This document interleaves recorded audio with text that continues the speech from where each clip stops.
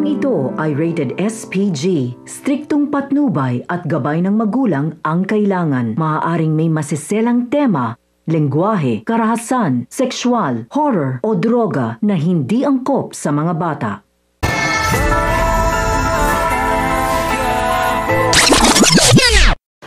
Nabi ni Marites kay Santino na maghanap na muna umano siya ng ibang trabaho nang sa gayon ay hindi na siya pinag-iinitan ng kanyang tatay Rigor.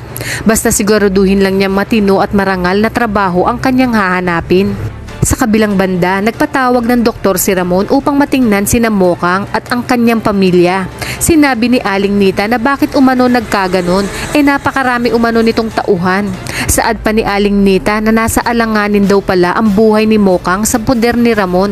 Iginiit naman ni Ramon na habang mainit pa umano ang sitwasyon ay dadalhin muna ni Ramon si Mokang sa ibang bansa. Ipinangako niya rin sa mga magulang ni Mokang na aalagaan niya umano si Monique.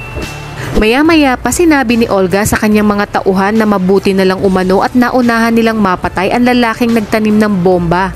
Sinabi pa ni Olga sa kanyang sarili na kahit malaman pa umano ni Ramon ang totoo ay wala na itong anak na babalikan dahil matatapos na ang buhay ng totoong tanggol sa loob ng bilibid. Samantala, pinuntahan ni Chip Espina si Bubbles at kinamusta nito si Tanggol kung nagamot na ba ni Bubbles. Ayon nga kay Bubbles na ayos na umano at okay na dahil hindi naman malala ang ginawa ni Chip Espinas.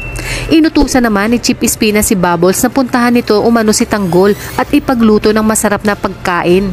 Ayon nga kay Bubbles na matapos saktan ni Chip Espinas, ngayon naman ay pakakainin nito ng masarap.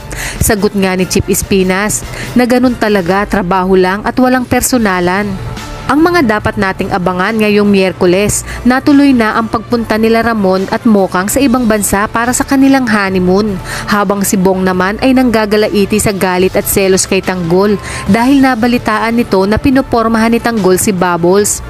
Kaya naman nagtungo ito kay Tanggol at dito nagsimula ang bakbakan sa pagitan ng mga batang Quiapo at batang Divisoria.